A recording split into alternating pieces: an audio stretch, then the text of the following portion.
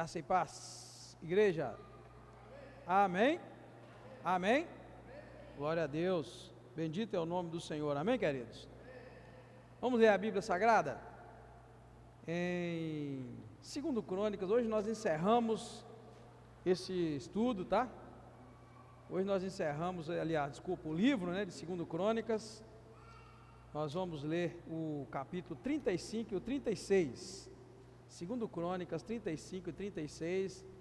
E vamos encerrar, este livro. E depois, se Deus quiser, semana que vem, a gente entra no livro de Esdras. Aí você já pode dar uma lidinha lá. Esdras é pequenininho, 10 capítulos. Amém? Vamos orar? Bendito seja o nome do Deus eterno. Nós te agradecemos, Senhor, por este momento de leitura da Tua Palavra. E pedimos agora a ajuda do Senhor. Nos ajuda e fala conosco, nos ensinando a Tua preciosa Palavra. Dá-nos lições, ó Deus, dessa Palavra. É o que eu te peço já, agradecido, em nome do Senhor Jesus Cristo. Amém. Pode sentar, igreja. Chegamos no final, do livro de 2 Crônicas. Josias celebra a Páscoa, depois Josias morre. Depois Jeoacás vai reinar no lugar de Josias por um pouquinho de tempo, é destituído, e Joaquim reina, e depois de Joaquim reina Joaquim e Zedequias. E aí é um resumo mesmo muito corrido dos anos de exílio de Judá na Babilônia. O tempo que eles vão ficar lá é 70 anos, e a Bíblia já mostra assim, em questão de um versículo, do versículo 21 para o versículo 22, já mostra para nós o rei que vai tirar o povo de Judá, o povo de Israel, do exílio na Babilônia, que é o rei Ciro. Porém, do capítulo 36, versículo 21 até o 22, passam-se 70 anos e parece que não passou nada. Amém, queridos? Bem, então vamos lá. O que a gente tem no capítulo 35? Nós temos, irmãos, Josias sendo o exemplo de um rei bom, que se empenhou para trazer de volta uma das festas mais importantes do povo de Israel, que é a Páscoa. Nós estamos vendo então um registro de como Israel celebrou essa Páscoa, como o rei doou animais, os levitas doaram animais, como ele colocou em ordem o templo, como ele colocou os levitas nos seus lugares, seus devidos lugares, como ele então foi um instrumento de Deus para renovar o culto. Porém, não termina aí a história desse rei tão bom, porque a Bíblia vai mostrar também que por ele não ter dado ouvidos ao conselho de Deus, o conselho de Deus, irmãos, por meio de um rei, que era o rei do Egito, o que acontece? Ele vai perder sua vida tragicamente. O relato da morte dele é muito importante para nós, talvez muito mais do que o que ele fez com relação ao culto em Israel, com relação a Páscoa, como ele foi um homem tão fiel a Deus em todas as coisas, irmãos. Por que eu digo que talvez seja mais importante o versículo 20 para frente do que os anteriores? É porque a gente às vezes preocupa muito, irmãos, como nós vamos ganhar bênçãos, A gente preocupa muito em descobrir na Bíblia como a gente vai ganhar coisas, como vai ganhar bênçãos, vai ganhar de Deus coisas, mas a gente não preocupa como que a gente vai perder coisas, sabia? A gente não preocupa como vai perder. E esse texto traz o relato, obrigado, viu, Anderson? E esse texto, irmão, traz o relato de como Josias perdeu a vida dele. É incrível, irmãos. Muitos de nós medem a espiritualidade de alguém, irmãos, pelos bens que ela tem, A gente mede a espiritualidade se a pessoa prega bem, se fala bem, se a igreja dessa pessoa está cheia de gente. A gente avalia alguém assim, A gente avalia muitas pessoas, irmãos, pela aparência e pelo momento, mas o fim nosso, irmãos, não tem muito a ver com o nosso dia de hoje. Sabia que o nosso fim não tem muito a ver com o dia de hoje? Por que eu quero dizer? Porque hoje você pode estar muito bem, mas amanhã você pode cair. Você sabia disso? Hoje você pode estar muito bem, mas amanhã você pode cair. Hoje você pode ser um excelente crente, amanhã você pode cair. O dia de amanhã pertence a Deus, e eu foco nisso aqui para os irmãos entenderem que às vezes a gente não pensa em futuro, a gente não pensa em amanhã, a gente pensa só no dia de hoje, Aí quando a gente vê que alguém caiu, a gente vê que um pastor, uma pregadora que era muito usado por Deus, caiu na fé, a gente choca, a gente fica assim, nossa Deus, mas como pode? Está aqui como pode, irmãos. É fácil cair, irmãos. Por isso que a gente tem que ficar muito atento, vigilante. Eu pensava, assim quando eu aceitei Jesus aqui na igreja, eu pensava que uma vida cheia do Espírito Santo era quem falasse em língua, quem gritasse glória a Deus, quem pulasse, quem vibrasse. Eu pensava assim. Até que um dia Deus me mostrou que quem é cheio do Espírito não é necessariamente quem grita, quem pula, quem dá glória a Deus e quem é muito fervoroso. Quem está cheio do Espírito Santo de Deus é aquela pessoa que permanece firme na presença do Senhor, passa 1 ano, 2, 10, 20, 30, 40, 50, e ele está firme. Eu conheço umas pessoas, são poucas, na verdade uma delas nem mora no Brasil, então fica tranquilo, vocês não vão tentar nem imaginar quem é, mas essa pessoa, irmãos, é igualzinho uma onda do mar. Tem um dia que ela está lá em cima, e tem dia que já não tem, é pastor, eu me preocupo muito. De repente está uma igreja lotada, igreja grande, igreja até para fora do país, de repente adultera e cai. Aí de repente levanta outra vez e fica, mas nossa, fica até enjoado. Aí de repente cai outra vez. Sabe, querido, isso é exemplo de uma vida vazia de Deus, vazia do Espírito Santo de Deus. Você precisa, irmãos, crer nisso, na palavra de Deus e observar o que tira um homem da presença de Deus, o que tira uma mulher da presença de Deus, o que faz uma pessoa desviar, e foca nisso, presta atenção, porque é isso que vai te garantir a vida eterna ou não. Então, irmãos, a gente perde muitas bênçãos de Deus por a gente não observar alguns detalhes. Então, veja bem, eu queria focar com você, então, nessa questão aqui. No entanto, por não dar ouvidos ao conselho de Deus por meio do rei do Egito, ele perdeu a sua vida tragicamente. Claro, irmão, não estou falando aqui de salvação, não. Nós estamos falando da pessoa morrer uma morte trágica, que pode ser aplicado sim para a vida espiritual, para a gente entender que a gente pode perder a nossa bênção, a nossa salvação por uma bobeira. Veja bem, como é que é o relato da morte, irmãos? A partir do capítulo 35, versículo 20, é o relato da morte de Josias. Presta atenção como ele morre, ó. Depois de tudo isso, olha bem, depois de Josias ter sido o homem exemplar que ele foi, verso 20 vai dizer, ele pôs o templo em ordem. Aí diz que subiu o rei Neco, Neco é o nome do rei do Egito, irmãos, para guerrear contra Carquemes, junto ao Eufrates, e Josias foi em encontro. A guerra não tinha nada a ver, irmãos, com Josias, na verdade era em Carquemes, e ele foi para lá. Aí o rei Neco do Egito, irmão, presta atenção, o rei Neco do Egito vira para ele e fala assim, manda mensageiro para Josias e fala assim, olha, que tenho eu contigo, rei de Judá? Não é contra você que eu venho guerrear, mas é contra este reino que me fez mal. Olha, irmãos, o rei, é o rei que está falando, não é um profeta, é um rei. E o rei manda dizer ainda, olha, disse Deus, olha, irmãos, que coisa pesada, um ímpio dizer para o rei que foi tão abençoado, dizer, olha, disse Deus que me apressasse. Ou seja, que me apressasse em vir contra este reino, que era o de Carquemes, né? Disse Deus, que me apressasse. Portanto, olha bem, guarda-te te opores a Deus, que é comigo, tá? Ou seja, Deus é comigo, não venha lutar comigo, porque Deus é comigo, né? E Ele vai te destruir. Irmãos, um homem ímpio, um rei, Deus usou. Então, irmão, você precisa prestar atenção. Tem gente que acha que Deus só usa o justo. Deus usa o ímpio. Deus usa o ímpio. Vocês já sabem da experiência, eu vou repetir a vida inteira. Vocês sabem que eu já falei para vocês que um dia Deus usou um cachaceiro daqui do Caravelas para levar uma palavra para mim, na minha porta. E ele levou um cachaceiro, porque eu duvido muito de muitos crentes, irmãos, que dizem que está falando de Deus, não está. Você sabe disso. Tem muito crente que diz que Deus está usando esse e Deus não está.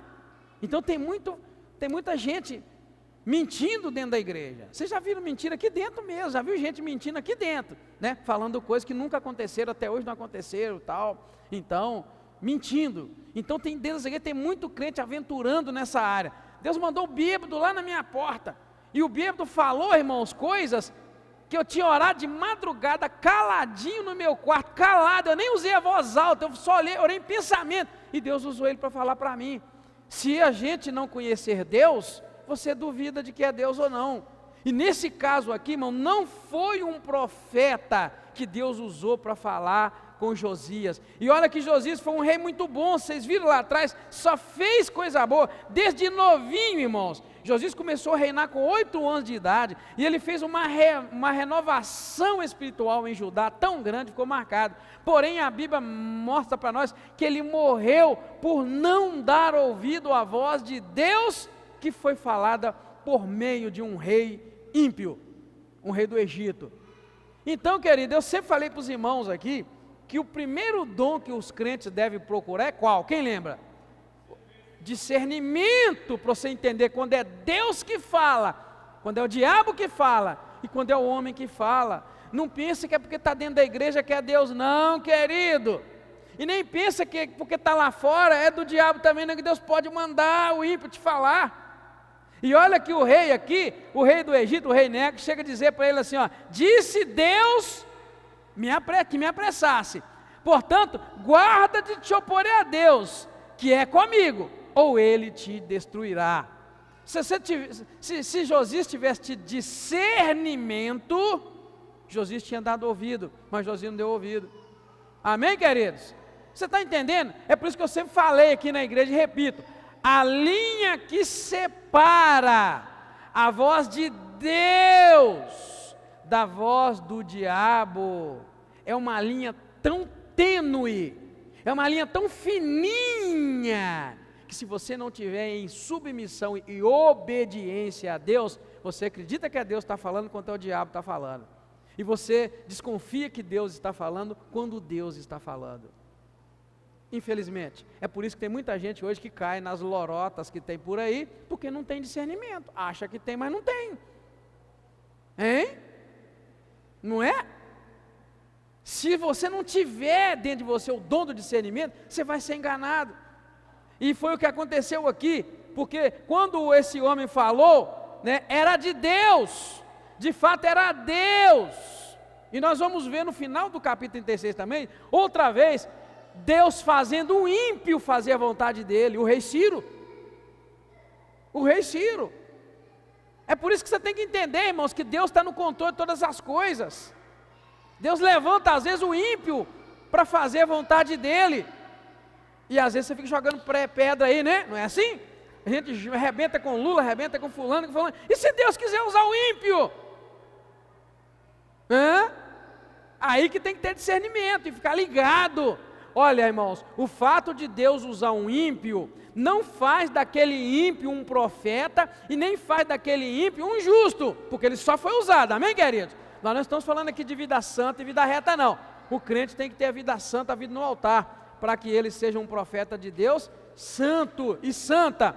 Mas se ele é ímpio, ele está no bolo daqueles que não vão herdar a vida eterna. É por isso que Jesus diz que naqueles dias, muitos virão até ele e falar, Senhor, no teu nome nós profetizamos, no teu nome nós expulsamos demônios, no teu nome, e ele vai falar, não conheço vocês, está vendo? Então dom espiritual, ter dons, não quer dizer que a pessoa é santa, querido. Operar da parte de Deus não quer dizer que a pessoa é santa. É por isso que essa geração é facilmente enganada, porque essa geração de hoje acredita que quem demonstra poder é santo.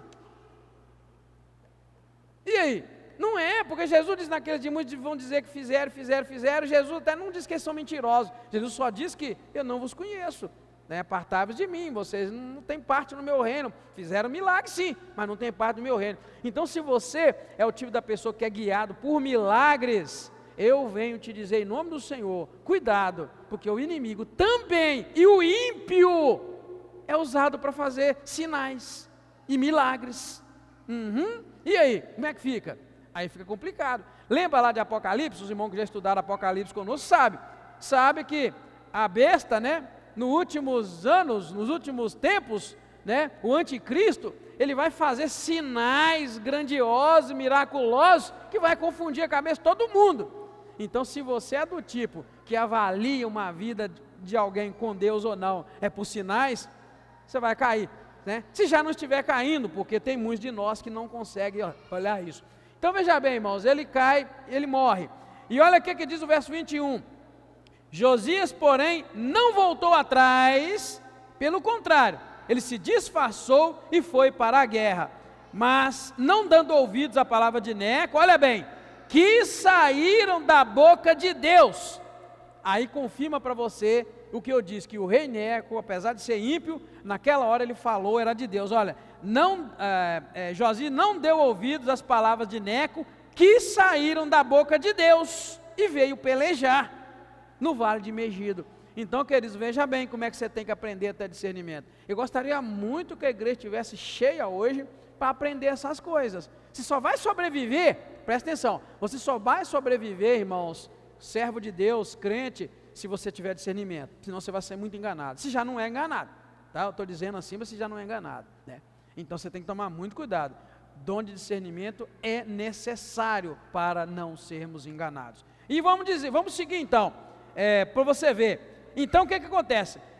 Josias não obedece à voz de Deus que foi falada pela boca do rei Neco, e ele cria uma estratégia, tipo assim, olha bem, como é que a gente não pode desafiar Deus? Nunca. Ele teima e vai para a batalha, e ele se disfarça. E como é que eles acertaram ele ainda, irmãos? Está vendo, querido? Hein? Não, mas eu digo assim, como é que ele mesmo disfarçado ele acertou? Porque ele estava em desobediência a Deus, irmão. Quando você está em desobediência a Deus, não adianta disfarçar. É o mesmo caso de Jonas também, né? É o mesmo caso de Jonas. E Jonas é um caso, né? Jonas é um exemplo positivo da desobediência. Aqui é um exemplo negativo. Aqui deu mal, lá em Jonas dá certo, né? Mas a gente sabe, irmão, não por causa de Jonas, né? Só deu certo porque Deus tinha um plano para Nínive, né? E ele fez o que queria. Bem que durou pouco também, né? Os irmãos sabem lá, os irmãos que estão estudando a Bíblia sabem. 100 anos depois, mais ou menos 100 anos depois, Naum vai profetizar a destruição de Nínive. Ou seja, não aconteceu naquele tempo de Jonas, mas aconteceu mais para frente. Porque fica claro para nós que, é outra questão séria em cima disso. Fica claro para nós que a nossa conversão ela tem que ser contínua, né? A nossa conversão é todo dia. Esse negócio que é o que eu disse. Por que muitas pessoas caem? Cai porque não conhece Deus nem a sua palavra. Então ninguém está garantido diante de Deus. Hoje Deus pode poupar a tua vida e pode te abençoar. Amanhã você pode morrer. Porque se você desobedecer a Deus, Deus não tem compromisso contigo. Essa é a questão. Então Josias não obedeceu a Deus, Josias então morre. Ele se disfarça. Eu acho legal o versículo 22 que fala assim: Josias, porém, não voltou atrás, pelo contrário, se disfarçou para a peleja, não dando ouvidos à voz de Neco, que era a voz de Deus. E aí os flecheiros atiram contra Josias e acerta ele. Então não adianta, meu irmão e minha irmã, se disfarçar, pensando que Deus não vai te ver, porque Ele te vê. Então não adianta em nada o nosso disfarce.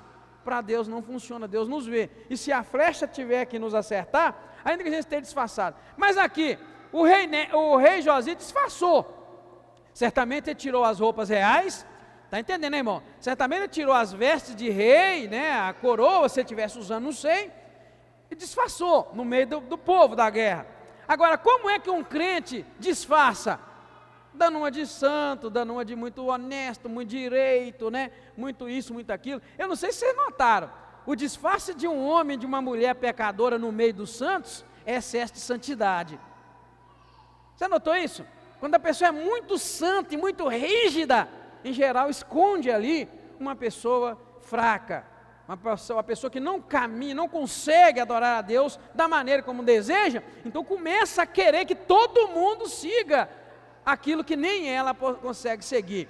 Um bom exemplo disso eram os fariseus na época de Jesus, né? Jesus chegou a dizer para eles: olha, vocês se põem na porta do reino de Deus, não entram nem deixam os outros entrarem. Ou seja, vocês colocam tanta dificuldade para entrar no reino de Deus, que nem vocês conseguem entrar. Vocês não entram nem deixam os outros entrar. Ou seja, Jesus veio para tornar a entrada no reino de Deus mais suave, mais tranquila, e pega um povo, irmão, cheio de princípios e de regras que nem eles mesmos conseguiam cobrir. Então isso é claro naquela vida que quer ser muito rígida, muito santa, porque na verdade não consegue viver aquele padrão, porque ninguém consegue, irmãos. Se não for pela misericórdia de Deus, irmão, ninguém de nós vai entrar para a glória. Ai de nós, se pensar que é por causa dos nossos méritos que nós vamos. Não é, não funciona assim. É pelos méritos do Senhor Jesus Cristo. Amém, queridos? Amém? Ai de nós se não for assim. Então, vale bem, olha, lembra dos fariseus. Jesus o tempo todo combatendo os fariseus dentro de uma religião, irmãos, que exigia do povo coisas que nem eles mesmos conseguiam cumprir, na verdade.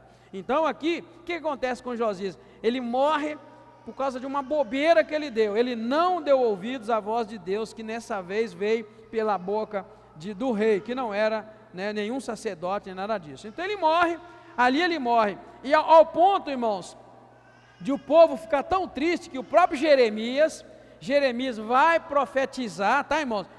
Quando nós estivermos estudando lá no livro de Jeremias, nós vamos ver que Jeremias vai profetizar exatamente nesse tempo desses reis, Josias, Joaquim, né? Nós vamos ver, o próprio livro de Jeremias, quando vai começar, já traz referência. Deixa eu ver se eu consigo abrir aqui para vocês verem. Livro de Jeremias, deixa eu ver se eu consigo aqui, só para a gente ver a localização. Aí, deu certinho. Jeremias capítulo 1, tá? Verso 1, 2 e 3. Olha bem, olha só. Para você localizar, que é nesse tempo que nós estamos estudando aqui de Josias, Joacás, Joaquim, que Jeremias vai se levantar, né, como profeta. Porém, no livro de Reis e de Crônicas não tem os relatos estão lá no livro de Jeremias, no livro dos profetas. Palavra, olha bem, Jeremias 1, versículo 1, 2 e 3.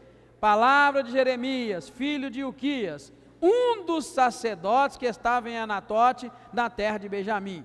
A ele veio a palavra do Senhor, olha bem, nos dias de Josias, filho de Amon, rei de Judá, no 13º ano do seu reinado, e lhe veio também nos dias de Joaquim, filho de Josias. Está vendo? Nós estamos lendo sobre ele, nós lemos ali agora, rei de Judá, até o fim do 11º ano de Zedequias, filho de Josias, rei de Judá, até que Jerusalém foi levada ao exílio no 5º mês. Está aí, ó, tá vendo? Jeremias então vai profetizar na época desse rei que nós acabamos de ler, estamos acabando de ler sobre ele, e dos reis seguintes, Joaquim e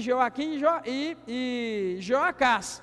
Então, ou seja, é isso que eu disse que eu gostaria de fazer. Eu gostaria de pegar a Bíblia e colocar ela, irmãos, dentro do lugar dos acontecimentos, entendeu como? É isso que eu disse que gostaria de fazer. Aí teria que pegar Jeremias e colocar todo aqui, ó, antes de encerrar o livro de Crônicas, para você entender que as profecias lá foram feitas aqui nesse tempo, tá bem, queridos? Isaías também, vamos ver, sem ler na Bíblia, os irmãos que são crentes mais velhos vai saber. O livro de Isaías, logo no início, localiza Isaías também num tempo de um rei.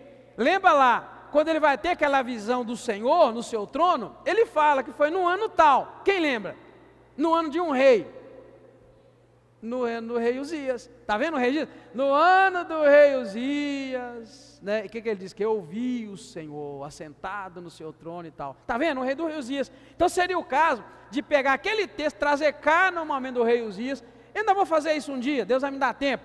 É só sentar lá na frente do computador com muita paciência e tempo, e pega lá o texto e joga cá, e vai fazer uma Bíblia diferente, sabe? Uma Bíblia assim, que não vai criar às vezes o parafuso na cabeça da gente que cria.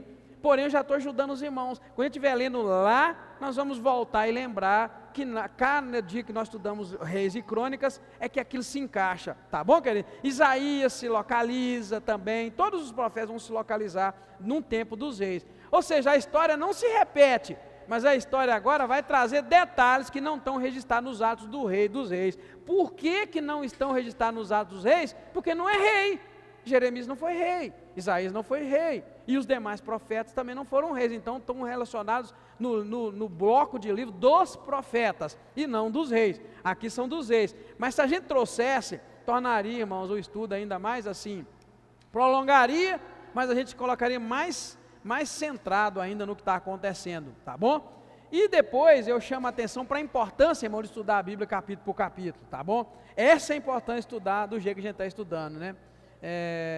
A gente consegue colocar esses detalhes com o tempo, porque não estamos seguindo uma revista, estamos seguindo, né, o texto bíblico do jeito que ele foi escrito. E eu gostaria que todos tivessem acesso a isso, para que pudessem, né, crescer ainda mais na graça e no conhecimento do Senhor. Se Deus quiser, estudando 2 capítulos como nós estamos, vamos terminar bem mais rápido, né, do que a gente imaginava. O próprio livro de Esdras, por exemplo, são 10 capítulos. Isso quer dizer que nós vamos estudar o livro de Esdras em 5 semanas. Então já vai estudar um mês inteiro, começar o mês que vem, agora semana que vem, 4 semanas mais uma, a gente termina um livro inteiro, e vale a pena estudar. O conhecimento da gente muda muito, tá, irmãos? Então vamos lá, guarda isso, tá? Esse homem morreu por uma bobeira que ele deu, ele poderia ter tido um fim diferente, né? E eu ia dizer, mas eu acabei não dizendo, que aqui vai dizer que até Jeremias, o profeta, escreveu uma lamentação falando da morte de Josias, né, irmãos? E entre muitos escritos, o livro de Lamentações, por exemplo, traz uma referência que a gente vai ver que está falando do tipo de morte que ele morreu, pois ele morreu por uma flecha. O camarada lá, a Bíblia diz, versículo 23, um dos flecheiros atiraram contra ele e matou. Agora, Lamentações vai dizer, no capítulo 3, vai falar algo relacionado a uma flecha que atingiu alguém. Lamentações 3 vai dizer assim, 3:12, entesou o seu arco e me pôs como alvo a flecha, fez entrar no meu coração as flechas da sua aljava. Lá em Lamentações que eu estou lendo, 3:12 e 13. Então você vê que o próprio Jeremias vai escrever no seu livro de Lamentações uma lamentação, e essa lamentação do rei Josias virou, né, uma devoção nos escritos de Israel durante os momentos específicos, tá bom? Depois do capítulo 36, irmãos, que nós lemos, que fala de Jeoacás, Jeoaquim e Joaquim, reis de Judá, todos eles reis maus, tá, irmãos? Todos eles foram muito maus, diferente de Josias. Lembra que Josias foi um rei bom, tá, irmãos? Josias foi bom em tudo, ele só não foi bom com ele mesmo, tá? Porque existe uma grande diferença do meu pecado atingir minha família e atingir a igreja, tá, irmãos? E o meu pecado me atingir, amém, irmãos? Vocês estão entendendo? É muito importante conhecer Deus. A gente às vezes pensa que todo pecado gera o mesmo efeito, porque a gente pensa que todos os pecados estão destituídos da glória de Deus, mas não é assim que funciona não, irmão. Existe pecado e pecado, erro e erro. Quando Josias não deu ouvido à voz de Deus que falava através do rei Neco, e ele foi à guerra, aquele erro, aquela falha, matou ele, não prejudicou Israel em nada, dizia respeito a ele, não vai à guerra, porque Deus está com o rei Neco e você vai morrer, mas ele morreu, tá, irmãos? Existe pecado e pecado, o irmão tem que entender, tem pecado que te prejudica, tem pecado que prejudica sua família, então você precisa compreender isso de Deus, é um trabalho que nós deveríamos fazer talvez, um estudo inteiro para falar sobre isso, sobre pecado e pecado, tá? Aquela ideia que a gente tem que pecou, morreu, foi para o inferno, peraí, depende do que você está chamando de pecado, porque tudo aquilo que é desobediência a Deus, irmãos, é pecado, amém, queridos? Não é? Todo aquilo que é desobediência a Deus é pecado. Josias desobedeceu a Deus e foi para a guerra, mas a ida naquela guerra, havia uma condenação para ele, então ele não deveria ter ido, ele foi, ele morreu, e Judá ficou tranquilo no seu canto, tá, irmãos? A gente precisa entender isso, tá? E é claro que tudo isso envolve uma falha, um erro, um pecado, então a gente precisa guardar isso lá, para a gente entender muito bem, tá? Depois nós vamos estudar então, 2 Crônicas 36, que nós já vimos lá no dia... quando nós estudamos 2 Reis 23:12 e 25, foram mais de um dia que nós estudamos, por isso eu coloquei aqui. Só que nós vamos ver aqui, irmãos, a sequência de 4 reis maus. Isso aqui vai ficar para nós, num capítulo só, a sequência desses reis que foram maus diante do Senhor, fizeram aquilo que não glorifica a Deus, né? A decadência foi tão grande que esses 4 reis eram maus e até os sacerdotes, irmãos, caíram. Um outro detalhe que eu gostaria que os irmãos entendessem, quando a gente lê a Bíblia, às vezes a gente tem uma visão de um Deus, no Velho Testamento, totalmente impaciente. A ideia que a gente tem é de um Deus impaciente, tipo assim, o povo pecava, Deus ia, matava, destruía, mandava a praga. Não, irmãos, não é assim que Deus age. Nós estamos vendo aqui muitos anos em um capítulo só, que é o 36, e os irmãos vão verem, já vimos antes, que que o povo deixava de celebrar as festas e Deus suportou eles no pecado deles, até que acumulou a maldade e chegou no ponto que agora Deus vai mandar eles para o exílio, e lá eles vão ficar 70 anos. Só que eu gostaria que os irmãos entendessem 4 reis maus em sequência, e que o nível deles chegou tão baixo, irmãos, que até os sacerdotes se tornaram cada vez mais infiéis. Veja no capítulo 36, versículo 14, olha: além disso, todos os chefes dos sacerdotes e o povo se tornaram cada vez mais infiéis, seguindo as abominações dos gentios e contaminando o templo do Senhor, que ele tinha consagrado em Jerusalém. Está entendendo, irmãos? Que coisa, irmãos, que coisa. Esse capítulo aqui, na minha opinião, deveria ser mais longo. Por quê? Eu vou explicar para vocês. Porque dá uma ideia assim, resume muitos anos em um tempinho só. Só para os irmãos entenderem aqui, irmãos, foram muitos anos de maldade, muitos anos de reis distantes, Deus tendo paciência com Judá, enviando os seus profetas, envia e traz de volta, e envia. O próprio versículo 15 vai dizer, olha: o Senhor, Deus de seus pais, enviou-lhes a sua palavra sem cessar, por meio dos seus mensageiros, porque se compadeceu de vós.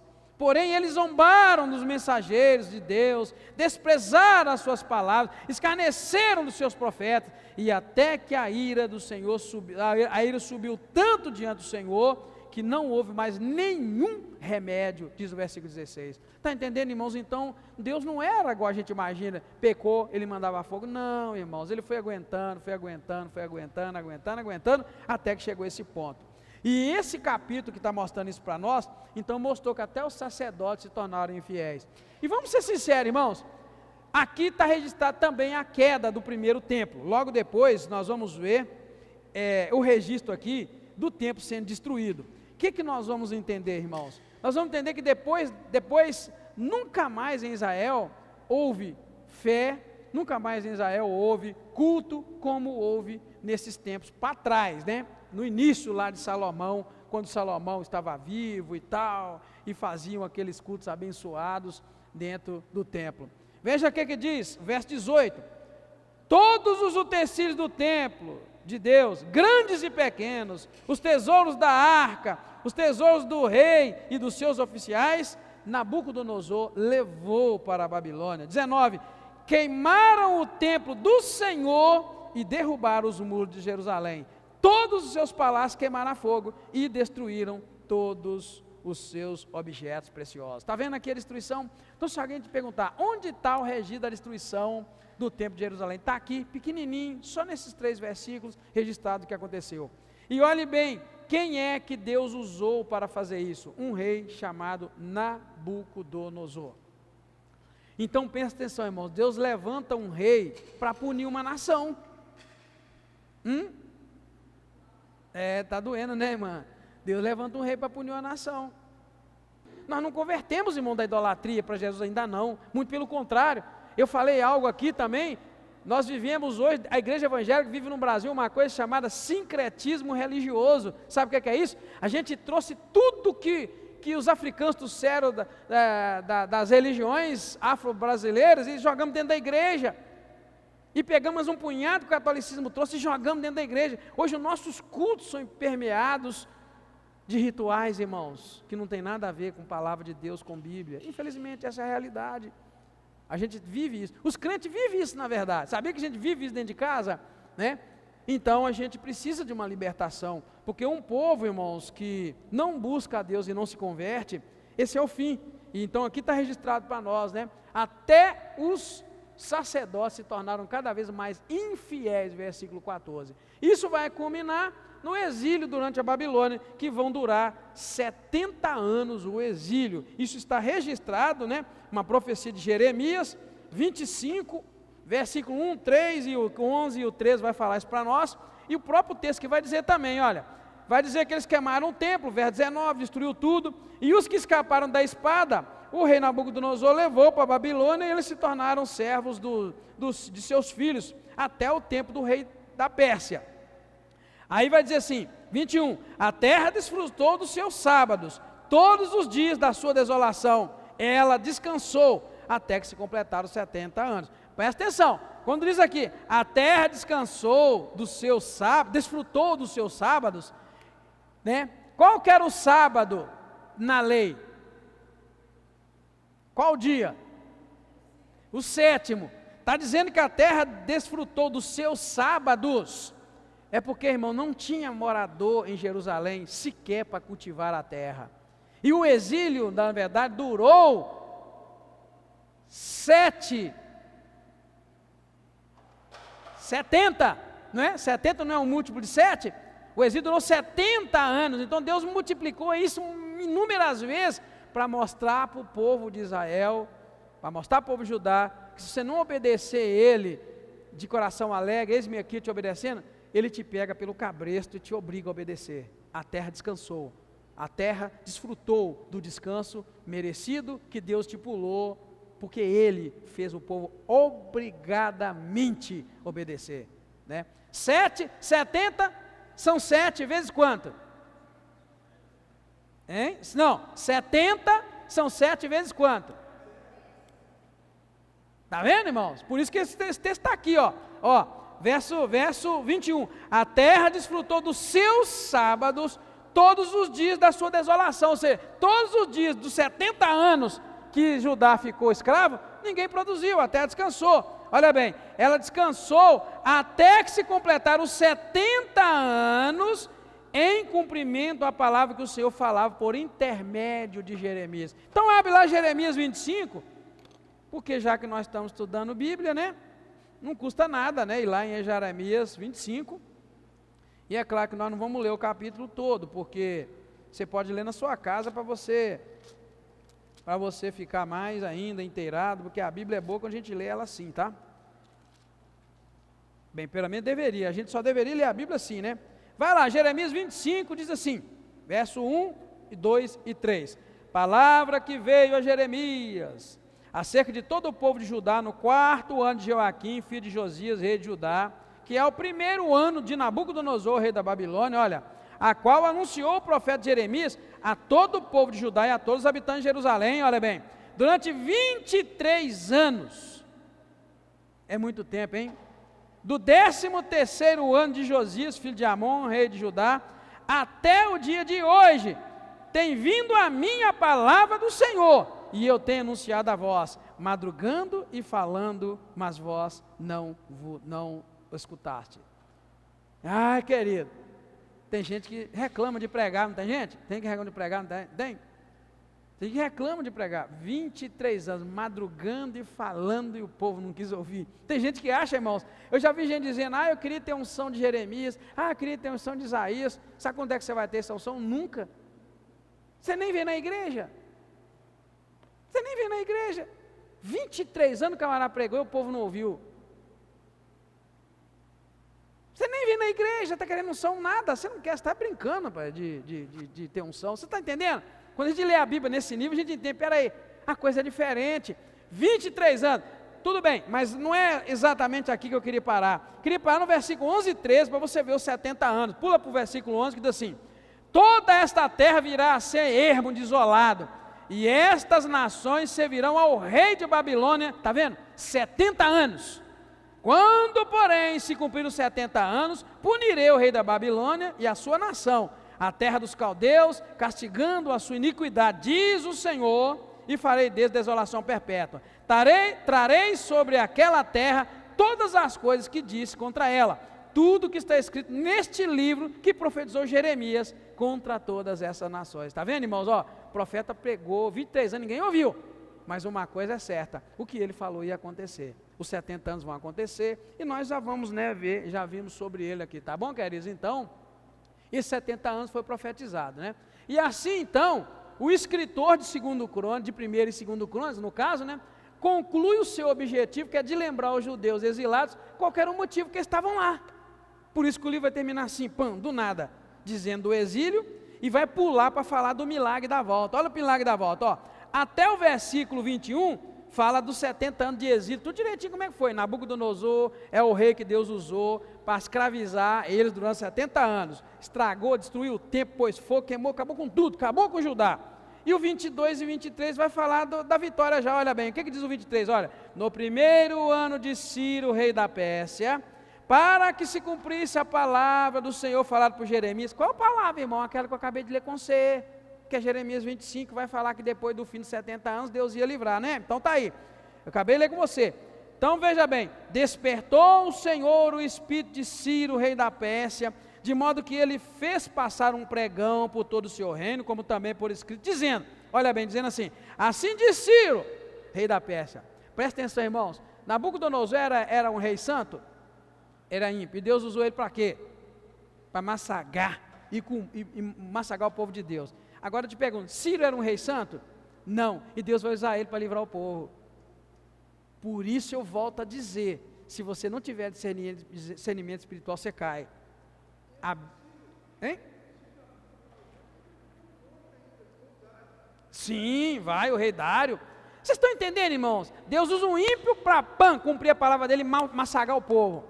Depois Deus usa um ímpio e fala com ele, você vai tirar o meu povo dessa, olha bem, você vai tirar o meu povo dessa terra e vai mandar eles embora. E manda, irmãos. Ou seja, irmãos, eu estou tão descansado em Deus com relação ao Brasil. Você tem de Lula, você tem de Bolsonaro, eu durmo em paz. Sabe por quê? Se Deus quiser, irmãos, Deus pega no chifre de qualquer rei e fala, você vai abençoar o meu povo. E ele vai abençoar.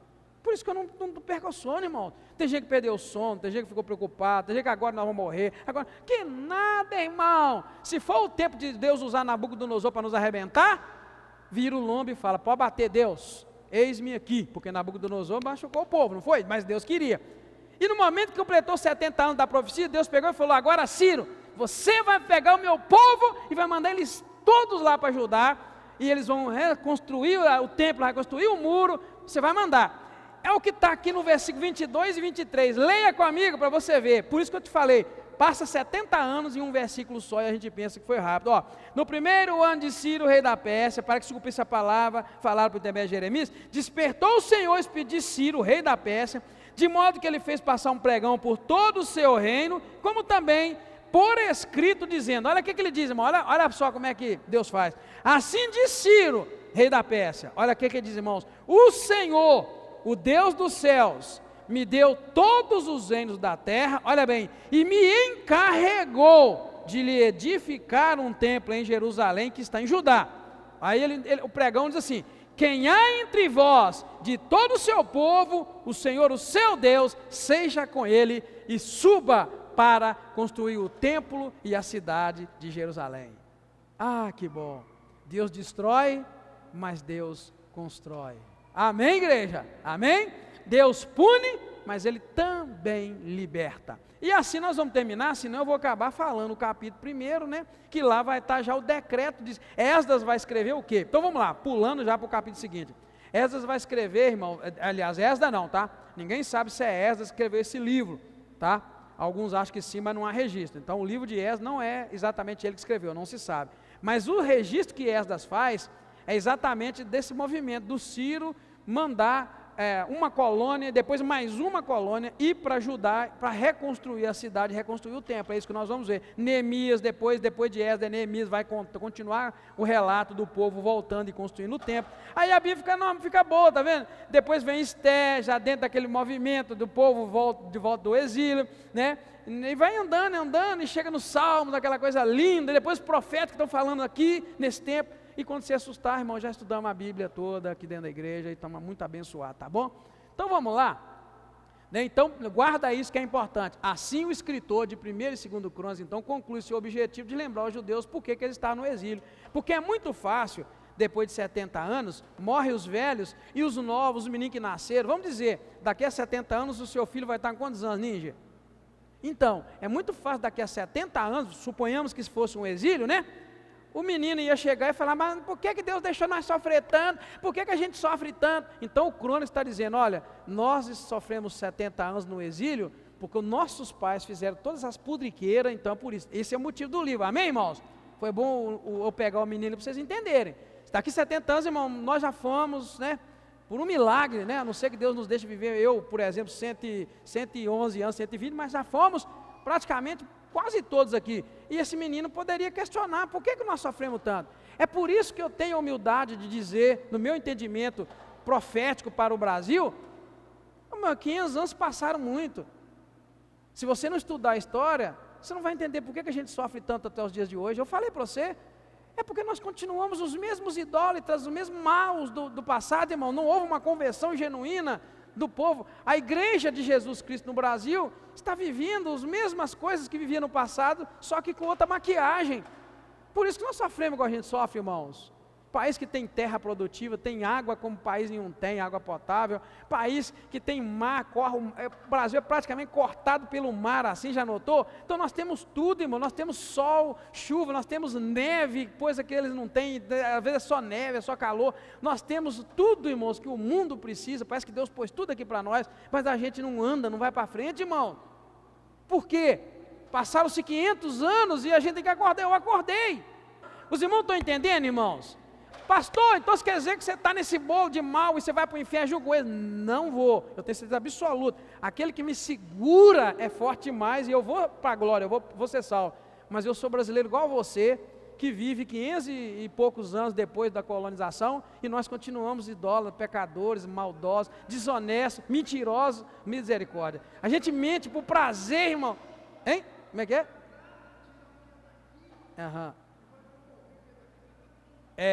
Entendeu, irmão? A gente trai o outro, irmãos, por um prato de comida tranquilo, a gente trai a nação, querido, por um bem. Se alguém chegar perto da gente, eu te dou isso, mas você vai ter que fazer aquilo, rapaz, não, é pelo bem da minha família. Irmão, eu estou dizendo porque isso é o caráter nosso, precisa ser transformado. Eu estou lutando para ter o meu caráter transformado, para ser honesto, ser sincero, eu não preciso mentir, eu estou lutando para perder. Irmão, nós somos fundados na idolatria, na mentira, no engano, em todas essas coisas, está aqui no nosso sangue, e a gente precisa dessa libertação. Falo de Brasil, então eu contextualizo isso. Deus já deixou o Brasil dar uma arrancada muito grande, e se a igreja do Brasil não vê isso, nós vamos sofrer mais 500 anos, vamos continuar a mesma coisa, se Deus não fizer com a gente igual fez aqui com Judá.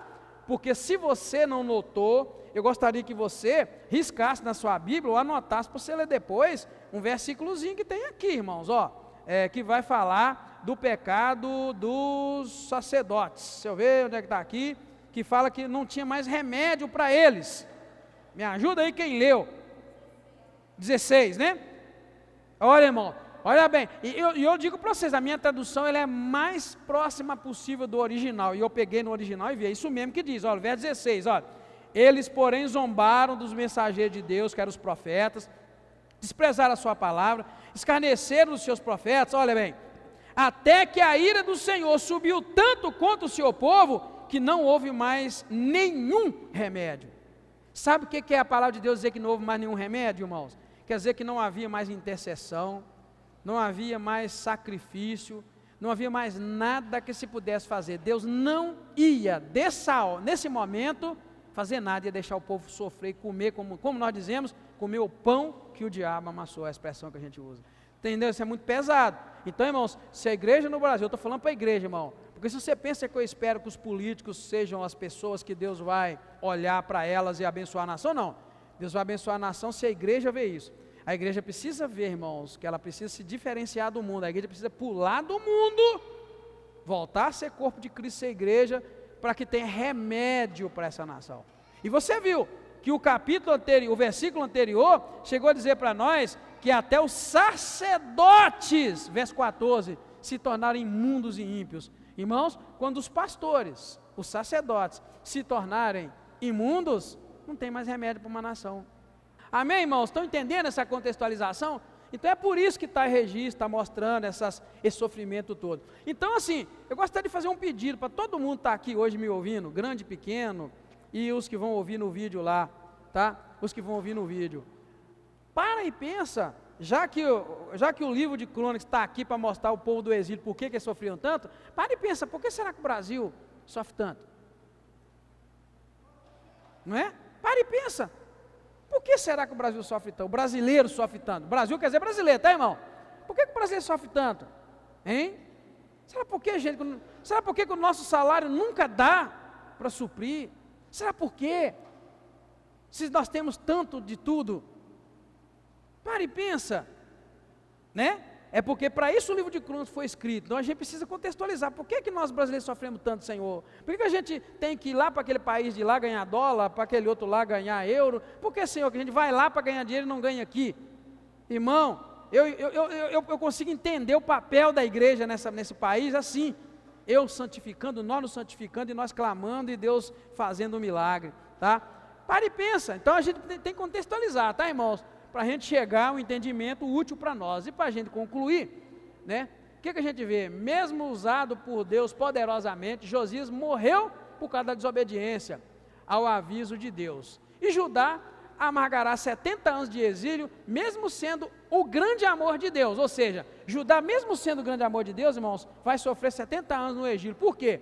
Aí a gente conclui o quê? Que não podemos vacilar na fé. Que se a gente vacilar na fé, vai morrer igual Josias e vai sofrer exílios, porque vacilou na fé, né? Vacilou na fé. Contextualiza isso e seja um intercessor, irmãos, pela nação, seja um intercessor pela nação. Isso aqui deixa para nós, ó, não adianta você ser bom e depois lá na frente fracassar. Josias foi bom, deu bobeira, né? Judá era a menina dos olhos do Senhor, né? De lá que vem o Salvador, de lá que veio, né, o Messias, mas acabou sofrendo o exílio. E a gente conclui então que nós não podemos vacilar na fé. E aí eu quero chamar a atenção agora, não por uma questão de nação, uma questão pessoa, individual, igual o Hélio falou ali, o avivamento começar em mim. Eu chamo a atenção para você não vacilar na fé. Você, ó, que todo mundo vacile, mas você diga, eu não vou vacilar na fé, porque o meu Deus vai me segurar. É isso que você precisa sair daqui também, pensando em você. Porque o diabo vai levantar, irmãos, tudo e todos para te fazer vacilar na fé. Amém? O diabo vai sempre trabalhar para a gente vacilar na fé, porque ele quer fazer isso, né? Ele veio para isso. E a gente precisa muito da graça de Deus para não vacilar na fé. Vacilar da fé é pessoal, é eu e Deus, e eu compreendendo as armadilhas do diabo. Não tem uns dias que o inimigo trabalha, a gente fica, né, quase perde o controle? Então vigia, tá vendo? Ó, daí concluímos que não podemos vacilar na fé. Amém, queridos? Vamos encerrar? Fiquemos de pé e vamos orar. Muito obrigado, Senhor, te agradeço pelo privilégio deste dia abençoado. Santo é o nome do Senhor, exaltado e glorificado é o teu nome. Te agradeço pela tua palavra. Senhor, Josias foi um rei excelente, mas com relação a si mesmo, ele pecou, teve uma morte trágica. Judá é o grande amor do Senhor Deus. No entanto, Judá sofre 70 anos no exílio por causa dos seus pecados. Por isso nós pedimos a ajuda do Senhor para não vacilarmos na fé. Guarda, sustenta e nos ajuda, Pai, dia a dia. É o que eu te peço, Pai, agradecido, em nome do Senhor Jesus Cristo. Amém. Muito obrigado, Deus te abençoe, te guarda, te dê uma ótima noite, em nome de Jesus.